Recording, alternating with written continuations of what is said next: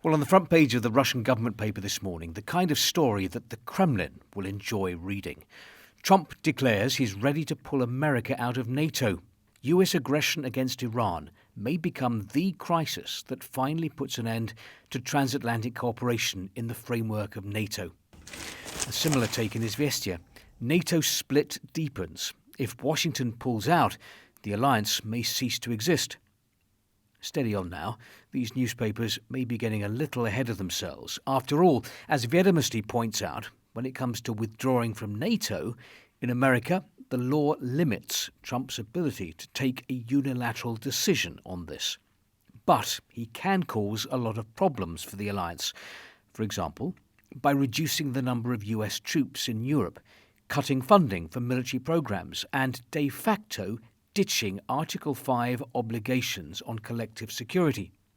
Also, Trump could increase pressure on US allies to increase their defense spending or attempt to reduce the sharing of classified information. Moskovsky Komsomolets delivers this damning verdict on America's war on Iran. This will go down in history as America's most unnecessary war. All talk of strategic mistakes, the expense, the losses, this pales in comparison to the main accusation, pointlessness. The lack of any real benefits to the US cancels out all conceivable reasons for the start of this war. There have been benefits for Russia, though. High oil prices, the US easing sanctions on Russian oil, the distraction from Russia's war on Ukraine, and splits in the NATO alliance. I find it interesting that Russia condemns American aggression towards Iran, but in general, it's careful not to condemn Donald Trump personally. Moscow often seems more critical of European leaders, even though they've been trying to keep out of the Iran war.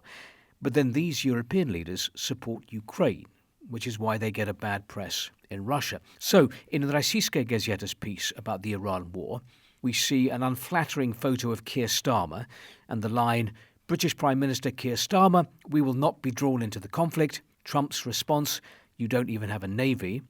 French President Macron, "We are surprised by US criticism."